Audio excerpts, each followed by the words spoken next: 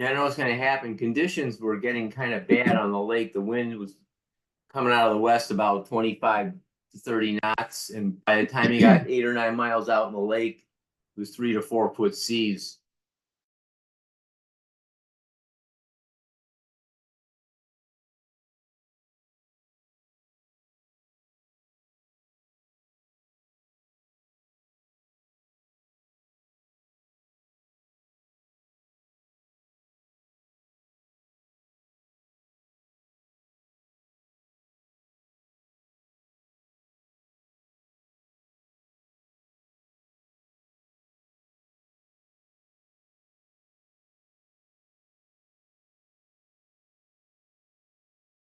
Step away for a second.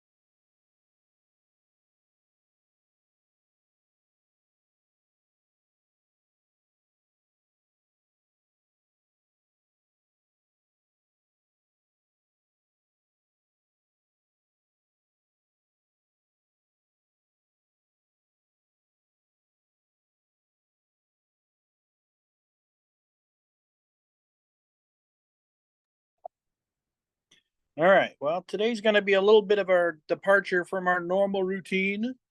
For this one, David, if you're willing to monitor the chat function, I'm kind of tied up in something. I got a cake in the oven here.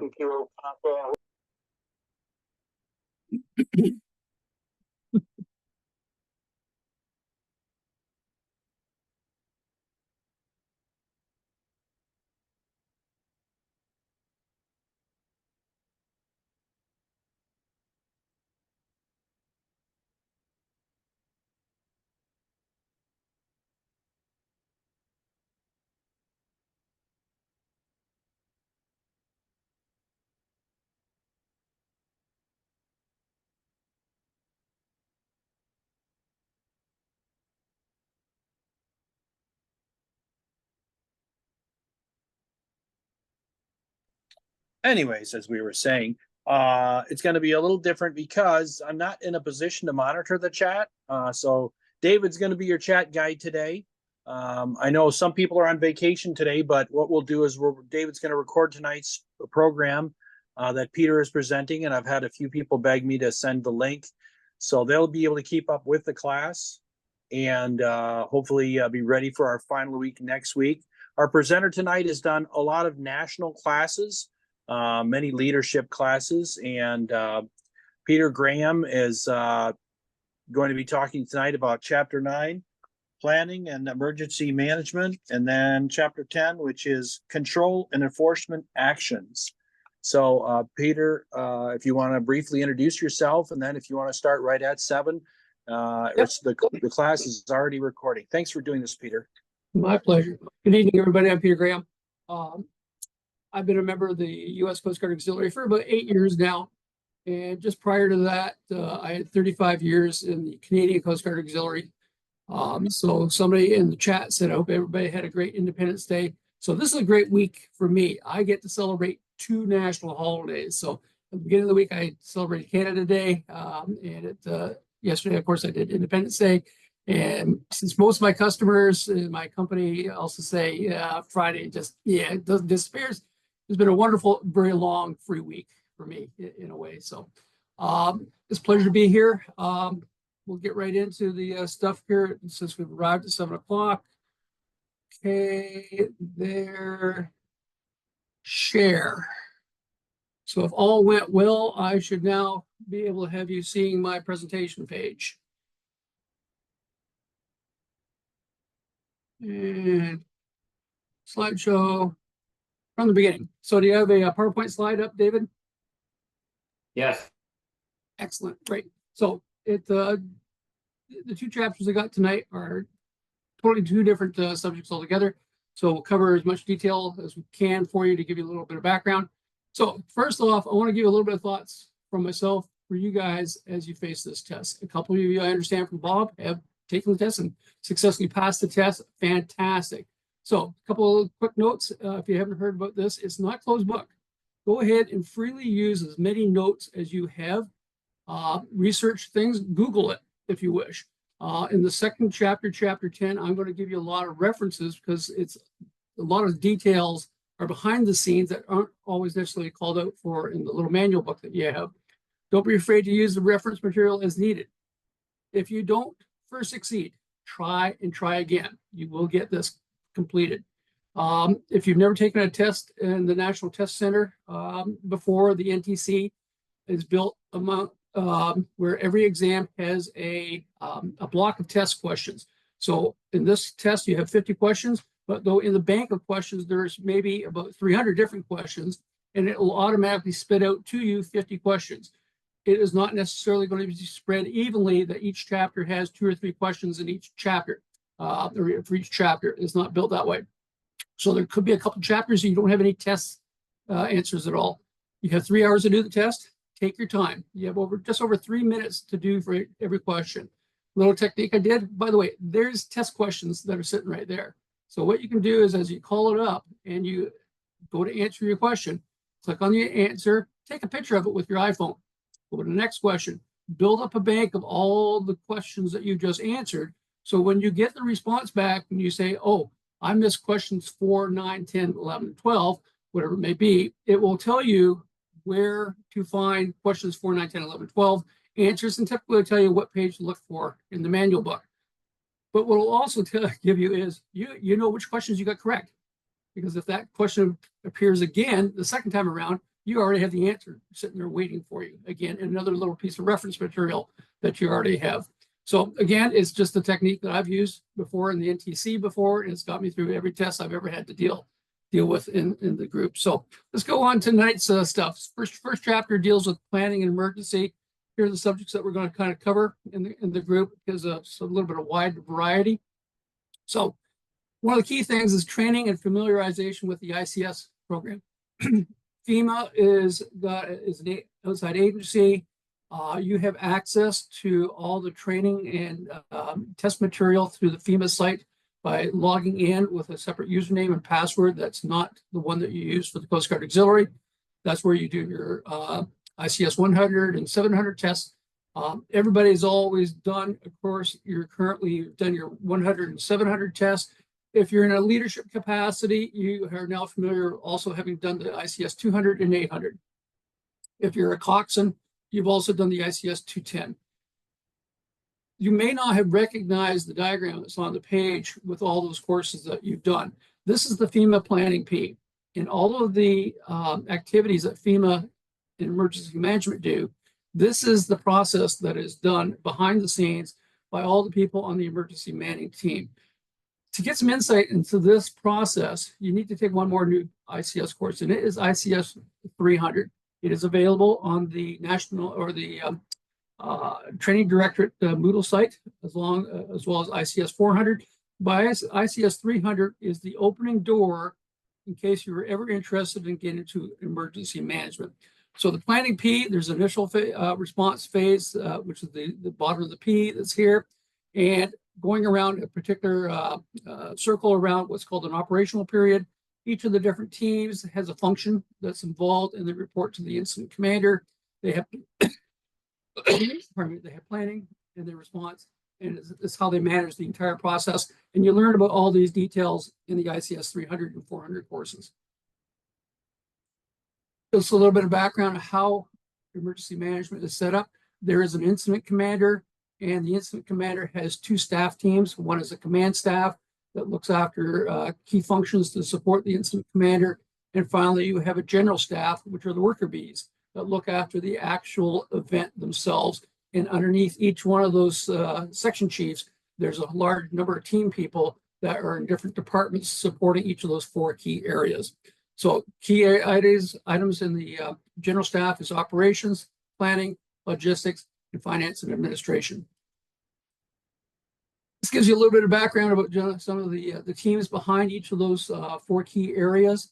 The training director online classes are there available for you. If you want to take the 300 class, as I said, you can take it either at the state level. A bunch of people in the class tonight are from different states. You can take it either at the state level FEMA group, or you can take it in the Coast Guard Auxiliary ICS 300 class that's online.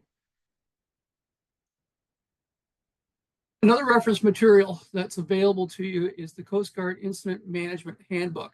It was printed in 2014. It hasn't been printed since. You can download this booklet. It's online. It's a handy reference. Anybody from the Coast Guard who's involved with an emergency management situation has this book open beside them at all times. It gives them the key information of what next steps have to be taken, who has to do what, and who has to be informed, and all the key materials that are there. So if you go to the Coast Guard Homeport site, you can download a copy of that. This little box here, I just want to explain as I go through the rest of my presentation, this little blue gray box will appear on several pages. It will give you the reference as to where you can find more information on any particular subject that I've got covered on that page.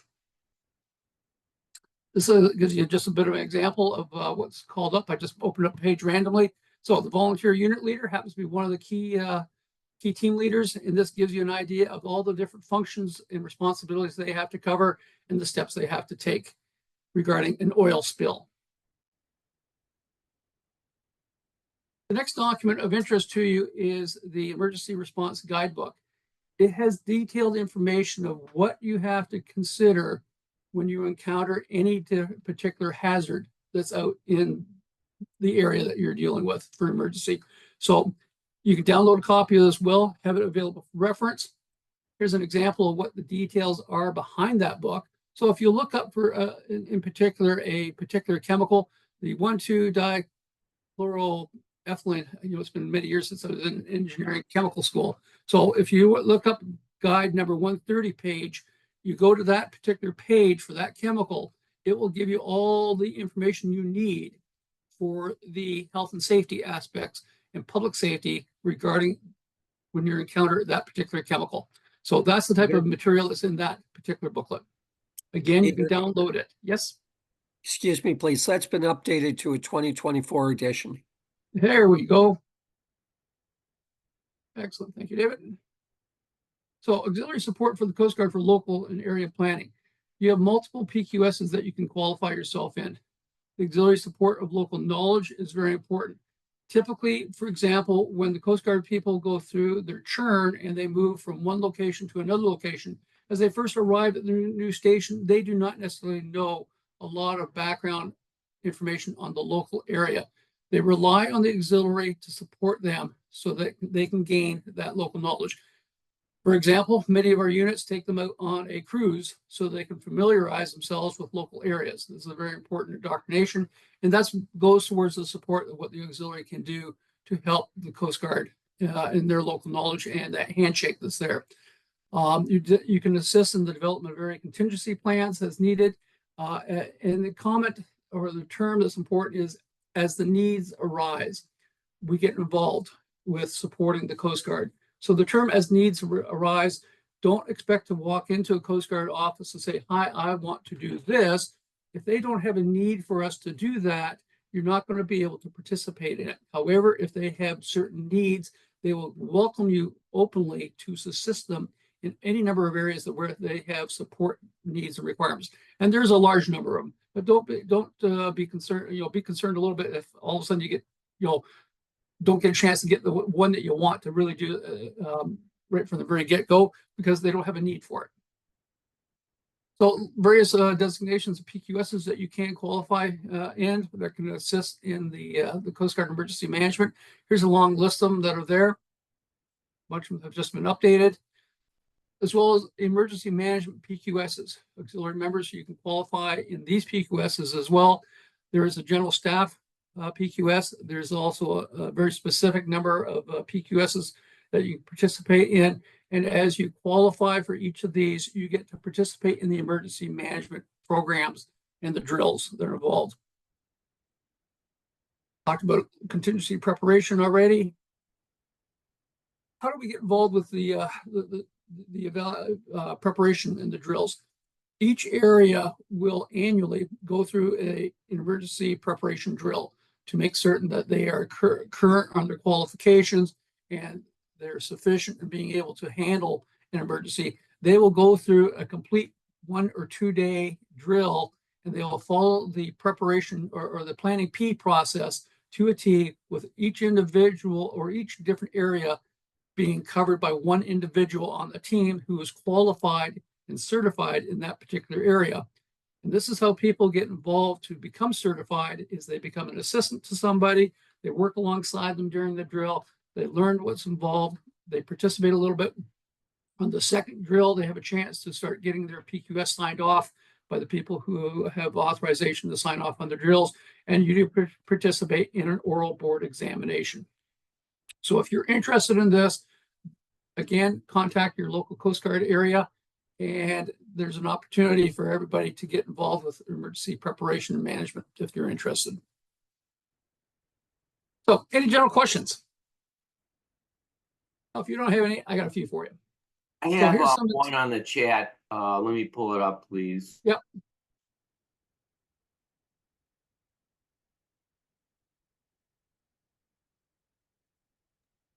Do our volunteer hours in emergency management / ICS count as marine safety hours?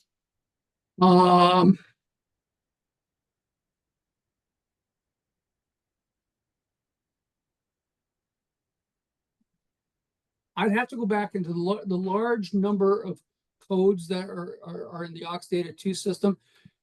If it is directly related to the Marine Safety Office, it would be, it would be go towards a marine safety peak or marine safety hours.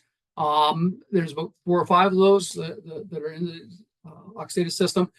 I think there may be even a very specific emergency management AUX Data number 2. I haven't looked at it for a while. I have not done a drill myself in 4 years, so I do not know offhand. It depends on where you are and who you're with when you do something, I think. But when in doubt, ask your IS officer. That's why we pay them the very large dollars. So here's an example question. The incident command system can be used by business and government agencies to manage instances focusing on command, operations, and planning, logistics, and finance, operations, planning, finance, administration, and control. Anyone have a guess of what the answer would be?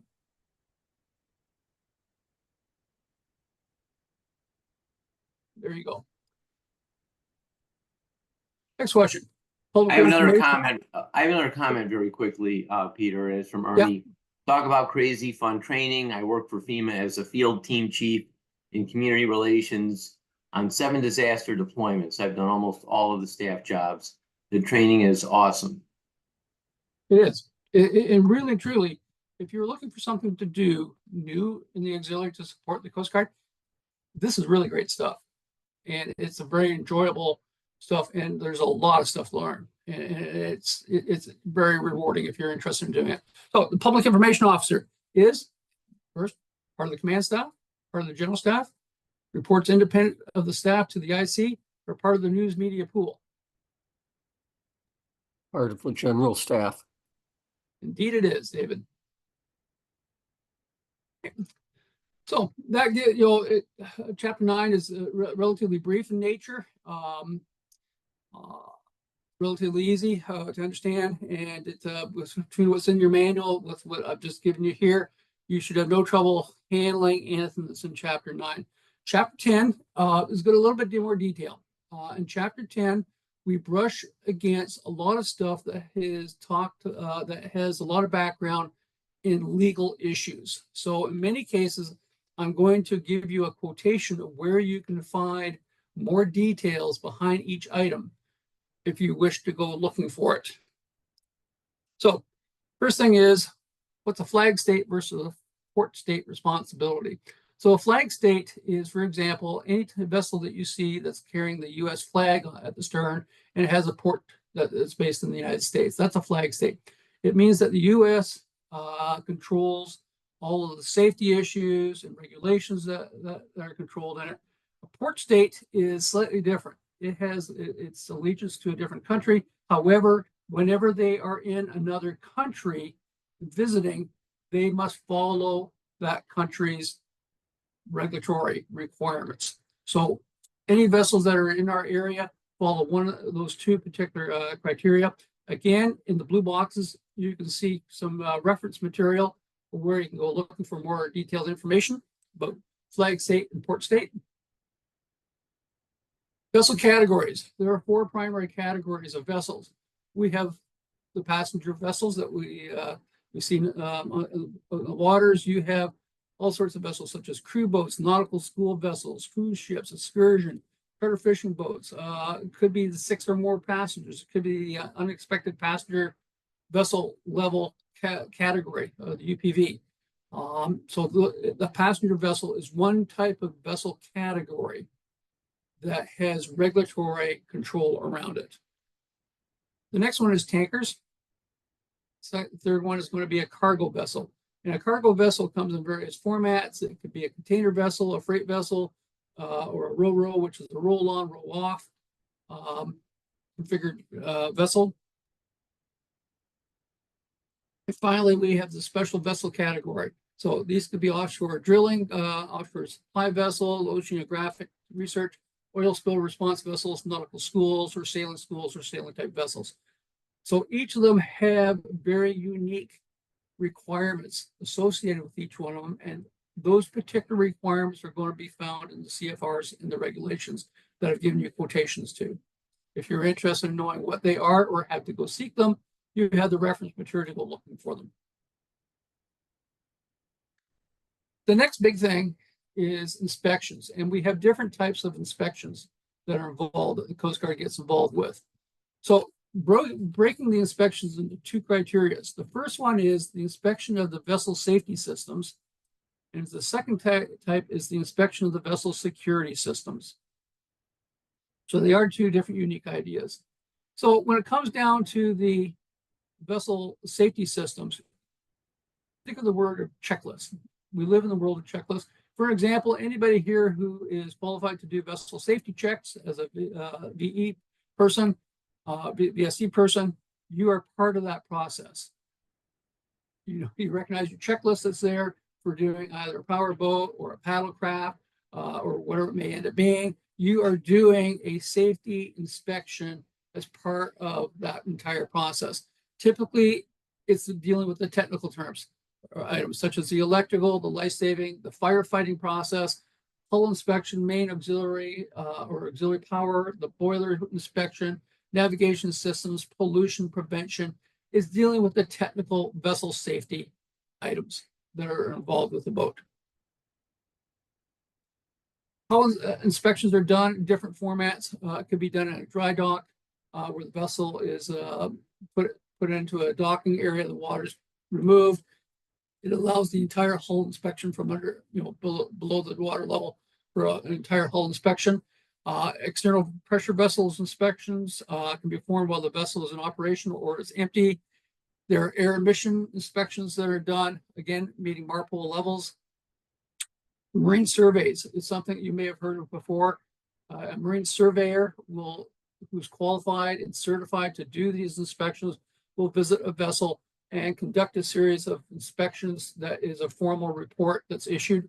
and it covers a large amount of information from the vessel's structural integrity to the mechanical integrity, the plumbing, the electrical, and a whole bunch of other components. It's quite a lengthy process, and it takes a fair bit of time to go through a marine survey.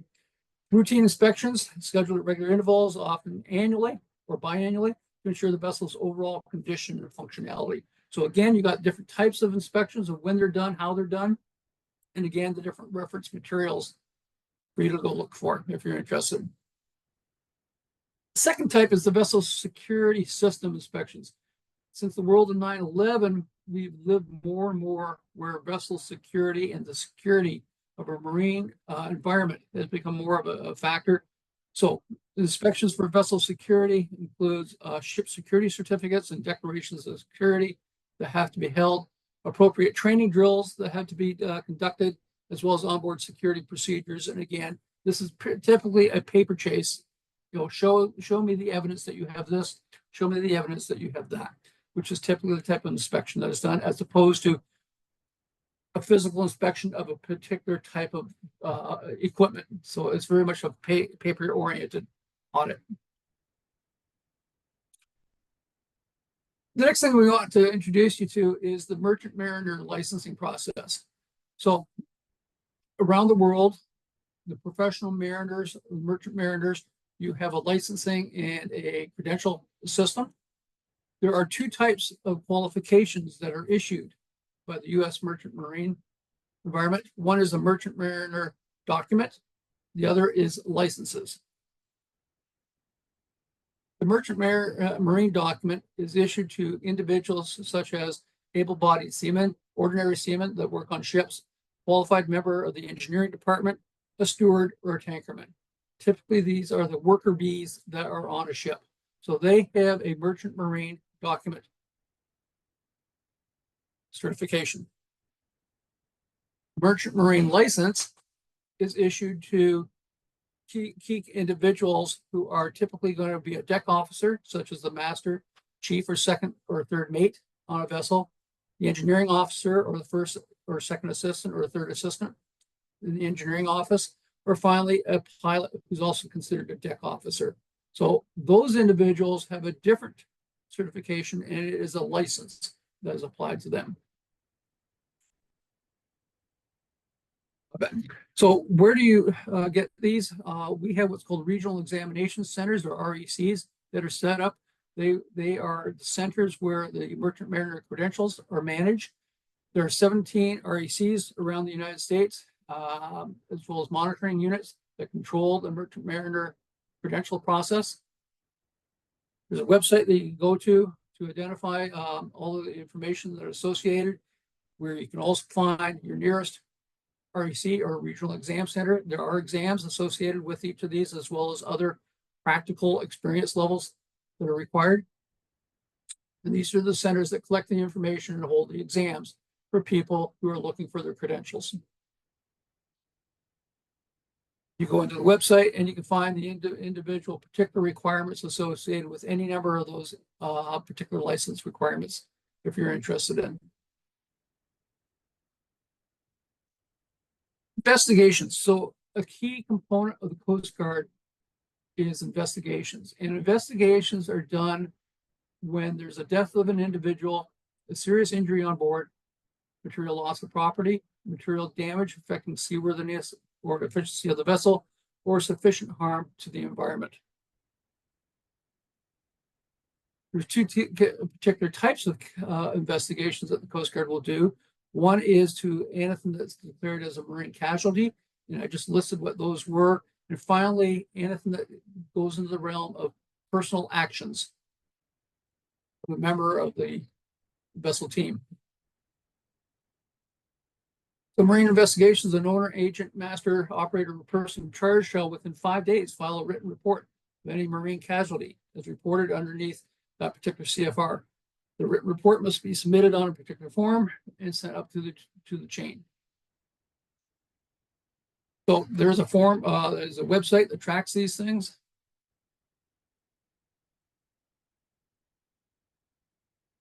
The second item that I mentioned was personal actions by a licensed or a documented merchant mariner, and it constitutes one or more of the following.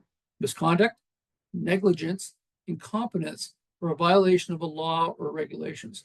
So these investigations may result in a suspension of somebody's license or ticket. If an administrative process to determine the fitness of an individual to retain and continue to operate under the authority of their document. The hearings are not criminal, but rather administrative in nature. If it is warranted to be so, a criminal charge can come from it, but it starts off as purely an administrative investigation. Sources of authority. So we live in a world of authority with the Coast Guard. So key areas of control.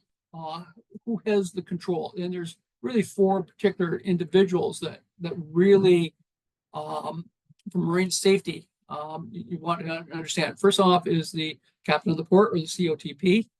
The next one is the officer in charge of maritime investigations, the federal on-scene coordinator, and finally the federal maritime security coordinator. Each of those four individuals or officers of the Coast Guard have different responsibilities and abilities of exercising certain levels of control for an event or a situation. A deficiency is any condition or an operation of a vessel or facility that fails to meet an acceptable standard. So if it has a standard that says you must have A, B, C, and D, and you only have A and B available, you are obviously deficient in C, D, and E, and something has to be done to deal with that deficiency that's there. Some of the things that can be done for control is detention, imposition of specific port state operational controls that prevent a vessel's free movement. You just cannot move any longer if you are deficient in certain key areas that are deemed to be safe for people and the environment to proceed. So a captain of the port, for example, can declare that you're now detained and cannot leave the dockside until things are rectified.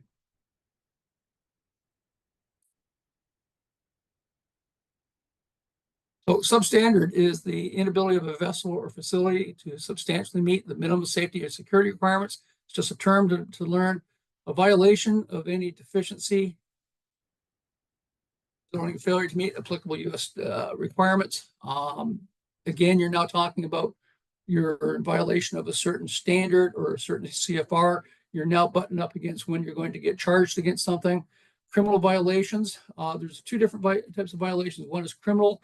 Any willing or knowing violation of the federal law.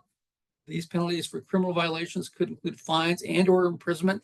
Civil violations could end up being a monetary financial penalty. So civil penalties fall into a category of being typically financial in nature, and they can be quite hefty at times. So penalties, the financial penalties are also identified in a way that says cannot exceed a certain US dollar amount. So a lot of financial penalties are already set out in a control as to if you violate this rule, you could be fined this amount, up to this amount of dollars. And it get quite expensive after a period of time. So legal authority. Where does the legal authority come from? It comes from the US laws, such as the US States Code, as implemented in the CFRs or the Code of Federal Regulations. International. The second one is international agreements that the United States has signed off on. So if the United States has signed off on other international agreements, they also become legal authority that the U.S. Coast Guard can enact here in the United States. An example of an international organization is the IMO, or the International Maritime Organization. It's an example of an international agreement for the safety of life at sea, or SOLAS. So certain standards set by the IMO for SOLAS is typically safety equipment related. So it could require that vessels some of the safety equipment meet SOLAS standards. So control and enforcement. I'm just going to close the window so I can see the rest of my slide myself. There we go. Administrative, judicial, or criminal enforcement action. So you can get what's called a letter of deviation. So the vessel master can request this letter of deviation to allow them to proceed from one sector to another sector. It does not allow you to transit throughout the sectors. It only allows the vessel to go from one sector to the next sector when they'll have to apply for another letter of deviation that allows them to continue moving along. And there are certain conditions that are probably in that letter of deviation saying, it's our intention as we arrive at this particular port of arrival through the following two sectors, that's where our fixes are going to be done, because that's where the equipment is and that's where the parts are, would be an example of a letter of deviation. It could be on-the-spot correction, and it's something is wrong, something is not quite correct, but it's a simple fix that can be done on the spot. A good easy example is the placard that's supposed to be on the wall has fallen down and sitting on the floor. This has to be hung back up onto the wall. That's an on-the-spot correction. It doesn't require extra paperwork. It doesn't require any judicial finding. Doesn't require a fine. It's a very simple. It fell on the floor. I can pick it up, rehang it on the wall. That's just a very simple example of an on-the-spot correction, but that's the type of correction that can be done. Civil penalties, actions, such as violation reports, which are fines. These are for major deficiencies, evidence of serious neglect, actions caused or contribute to severity of marine casualties, and immediate and critical risk to lives, property, or environment. A letter of warning can also be issued by the captain of the port, and this is going to provide them with a, hey, you are in violation. You need to immediately fix this problem, or you will start, the civil penalties will start to kick in at that point in time.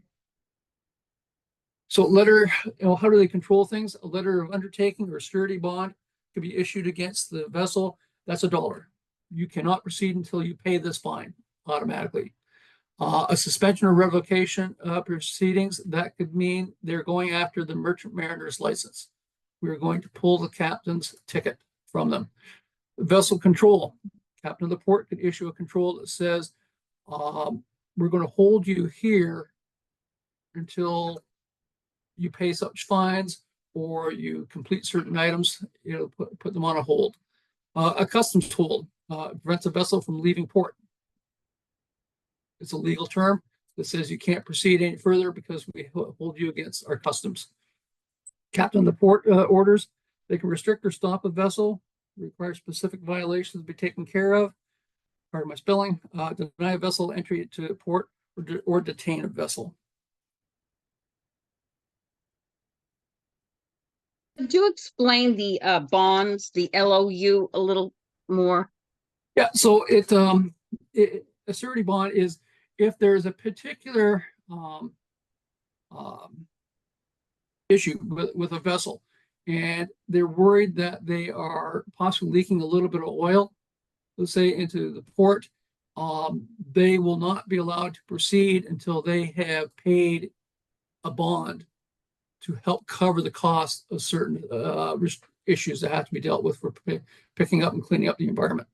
That would be an example. Mm-hmm. But a bond itself, that's not finance, it's some kind of, is that in place of finance, cash? Is bond? It's a financial term. You're paying a bond for something. Okay. Thanks. So interventions under international conventions. So when a foreign vessel is found substantially out of compliance with their international convention certificates, an intervention is initiated by the officer in charge of marine investigations. Believes that one or more of the following: failure to implement required security measures, seaworthiness of the vessel, safety of the crew, or vessel poses a threat to the environment. So they can now step in if they do not believe that the international conventions that the vessel must also be sailing under are being found. They can now step in. So a couple of different key areas. They can do suspension and termination of the certificates, and also they can now initiate criminal sanctions against persons or vessels. So the criminal one is the next step above an administrative one. So you can go in an administrative law, you go before what's called an administrative law judge, but in criminal, you go against a criminal judge. And it's the different types of courts that are involved. Typically, most activity in the maritime area is dealt with the administrative legal judge. The next step that can be dealt with for control by the Coast Guard is the limited access areas. Typically, these are enacted by the captain of the port. There are 6 typical examples of limited access. There are safety zones, security zones, the outer continental shelf safety zone, a deep water port safety zone, restricted waterfront area, and a regulated navigation area. So safety zones versus security zones, briefly, it means that if you are in this particular area, you have a safety situation that could occur. We do not want a vessel in this area because of safe issues. It could be vessel traffic related. It could be because of a whole bunch of number of reasons. In this area, you don't want to proceed into because of safety. Typically, if you go through the safety zone and keep on going, your chances are you're going to butt up against what's called the security zone. You are in deep trouble when you go into the security zone. Expect somebody to come visit you alongside of you when you are in a security zone. This graphic gives you a bit of an example.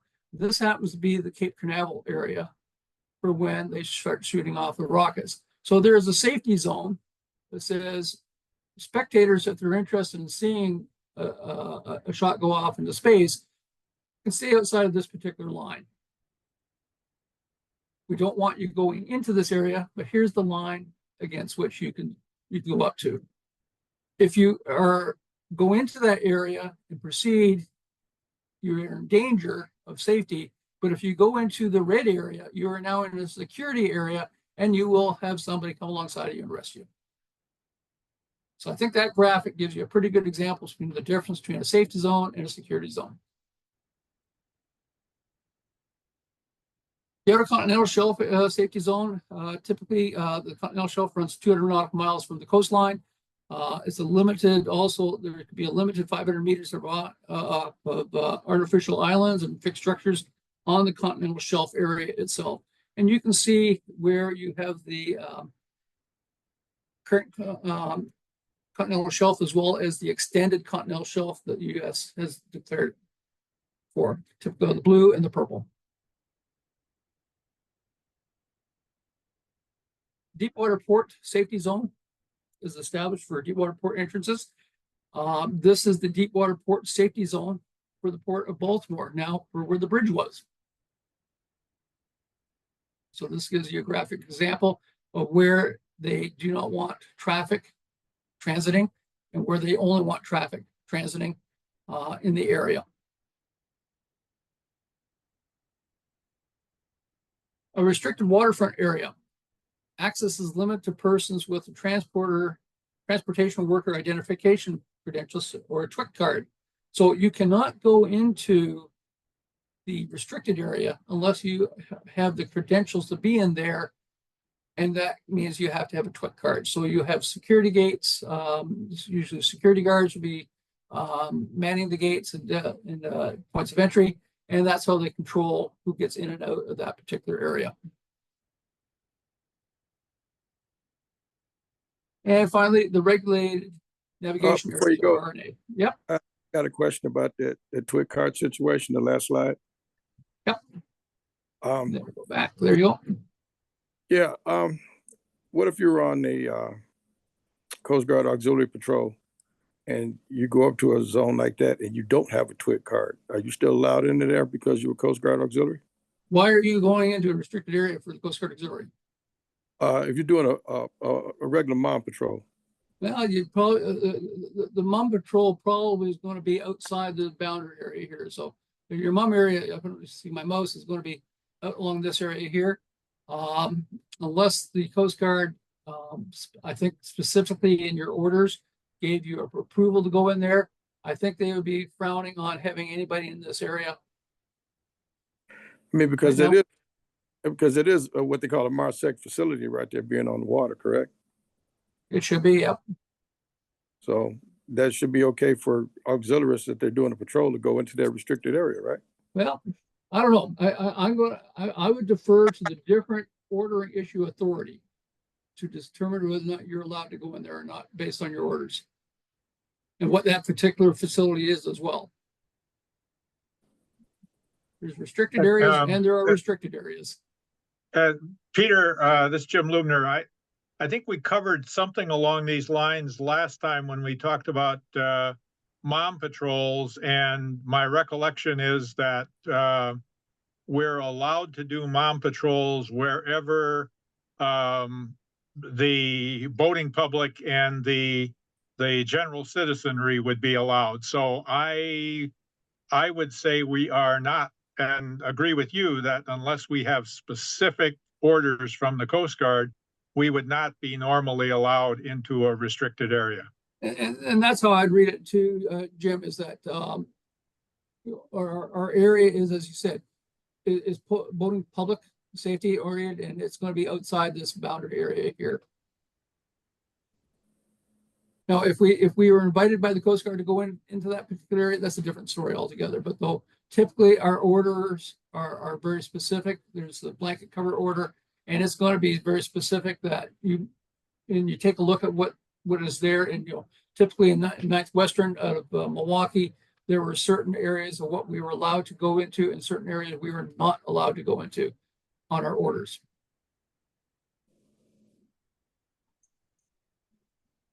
Okay, thank you. All right, so any other questions for that? So regulated navigation areas, think of this as the vessel traffic system. So the vessel traffic system set up the patterns that allow vessels to transit safely through very congested areas.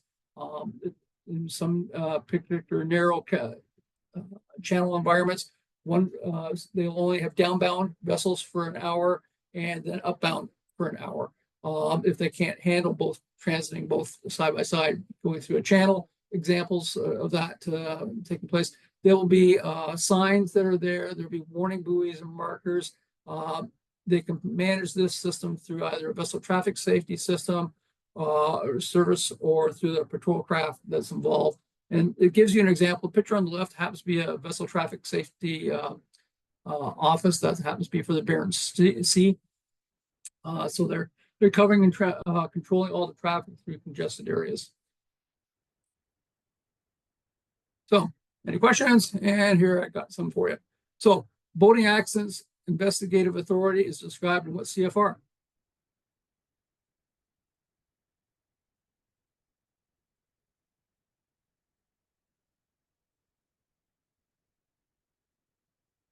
In that particular case, it's CFR number 46. So, example, one of the positions is a licensed mariner. Which one of those four positions is a licensed mariner? I would say pilot. Indeed, you are correct. Yeah, I would have said that too. Thanks. Yeah. A slosh test is required by CFR 33, Chapter 1, Part 183, Subpart J. I said that all without taking a breath. To test what? Fuel tank. A fuel tank. Correct. Right. So that is it. By the way, those last three were exactly of those little picturettes that I showed you in the exam are three of the exam questions out of the pool. So good luck on your test. That's really all that I have to cover for you. Keep calm, ace the test. Again, go back to what I said at the very beginning to don't get flustered. You have lots of time to take the test. You have lots of time to study or search during the test. You can very easily get through this. Are there any other questions? Peter, we did Yes. have one question. Yeah. So DL asked, do our volunteer hours in emergency management ICS count as marine safety hours? It depends, I think, of what you're doing. So give me an example of what you're doing. DL, do you have an example available?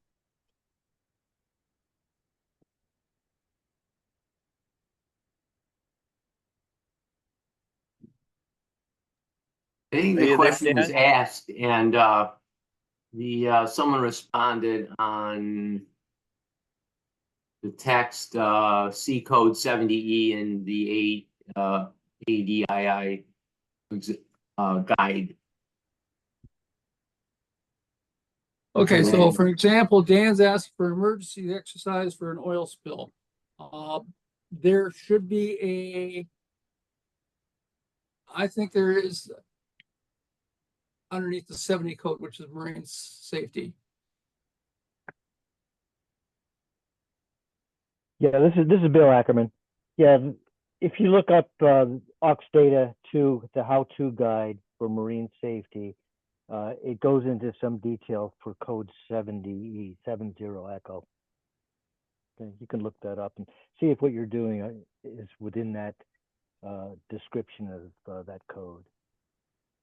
Yeah, you have a large variety of codes that you can call upon. I'm just actually looking through a bunch of them right now, and the quick list I just used right now doesn't do it. It might be a 28 code rather than a 70 code. And I don't have it in front of me either.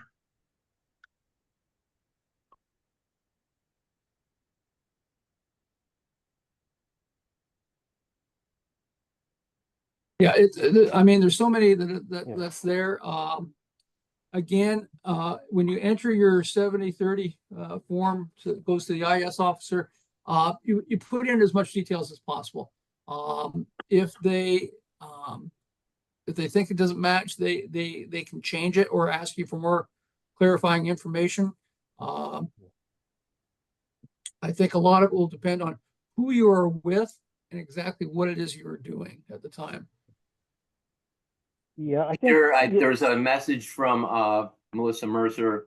I just noticed that FEMA 210, 300, and 400 classes are now on Moodle with enrollment keys. I could not find them online on FEMA for No. your information.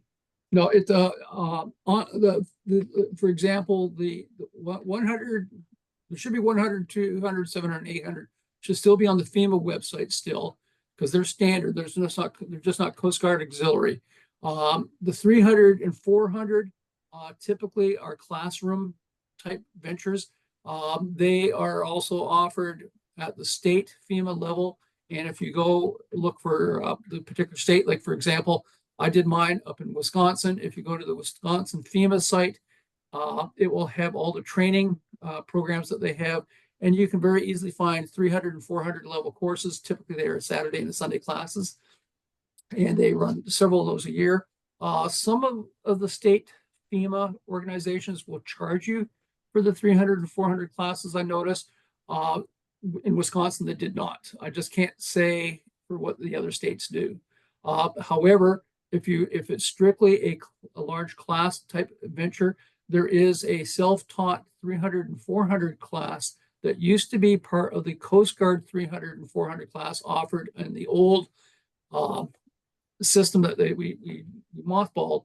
It was moved into the Moodle site back a couple of months ago, and it's available, and you can take them there. Those are really good courses. So the 300 is an excellent course. The 400 course I didn't think is as well written as the 300, but the 300 course that is on the Moodle site is very superb. If somebody has trouble getting into a Moodle class, send me a note. I get a lot of people into the classes, and we can get you into the class if you're interested in it. And if you want, the courses are there for you to take. And I think the last course that they put in was the 210 course.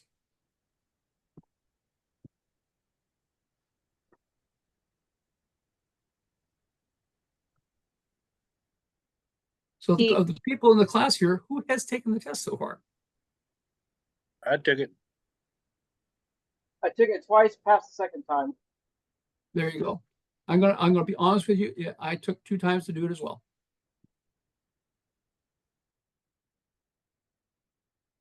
Can I ask a couple of questions? Yes, ma'am. Yeah, my name is Jerry. Thank you for your presentation. It was really great, except a couple of things are not clear to me. It wasn't that you weren't clear. I don't think it's just clear in general, because this is not my area of expertise. When you were, all right, the difference between deficiency and substandard, it's a little unclear. Same type of term. People use the different the terms synonymously. Oh, okay. And the other item was on the civil, opposed to the criminal violations.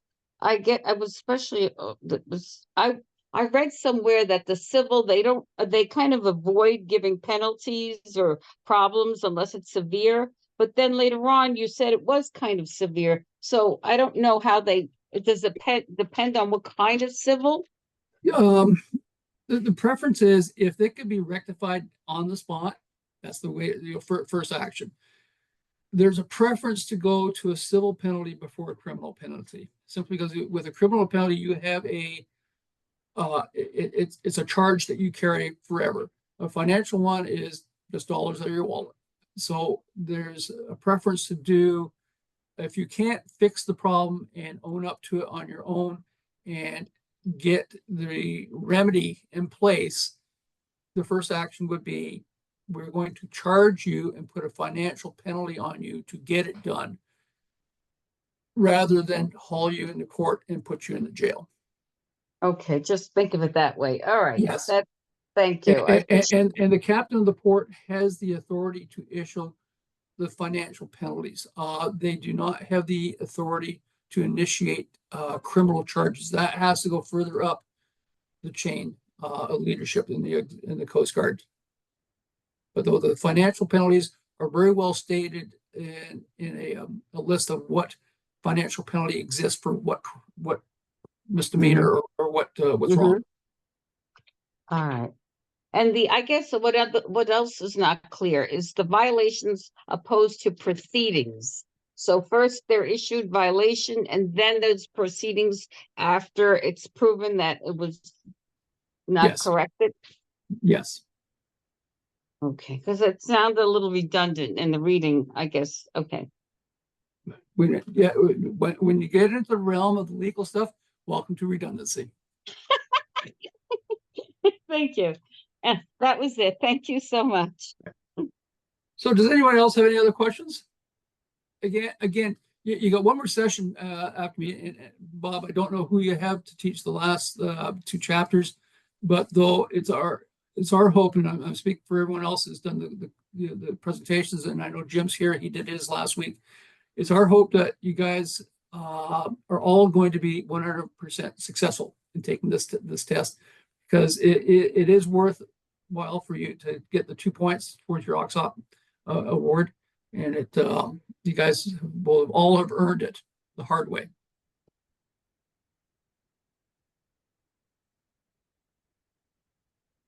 So any other questions at all?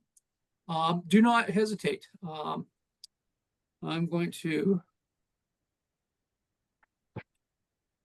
Well, one more. How did you found all those CFRs? You got those codes. How did you know the codes for them? Looking. Okay.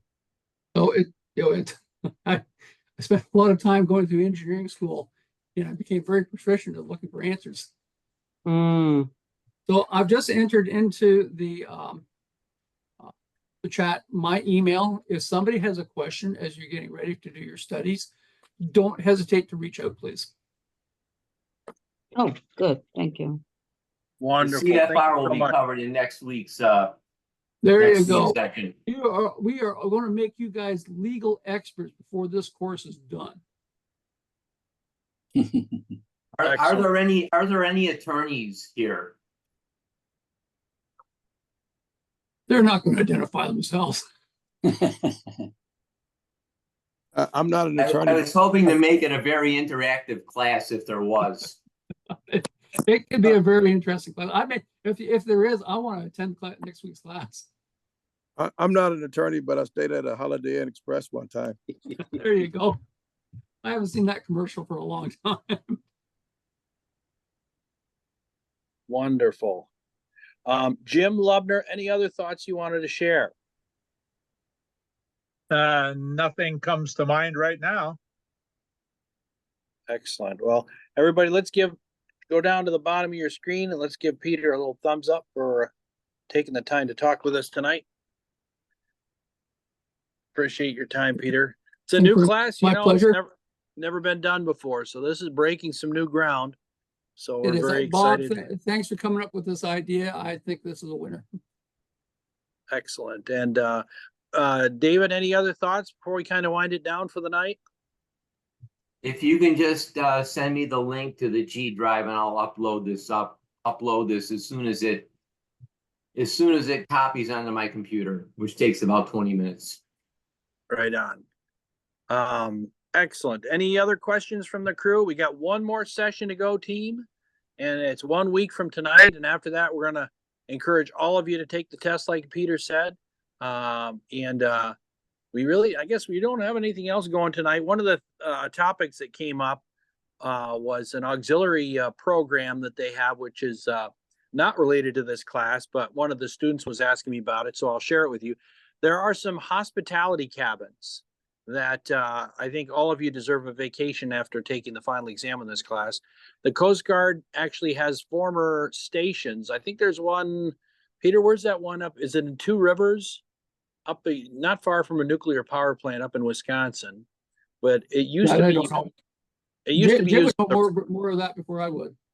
Bob, are you here? Bob Oakey, do you know what the name of that town is up there? Is it Two Rivers?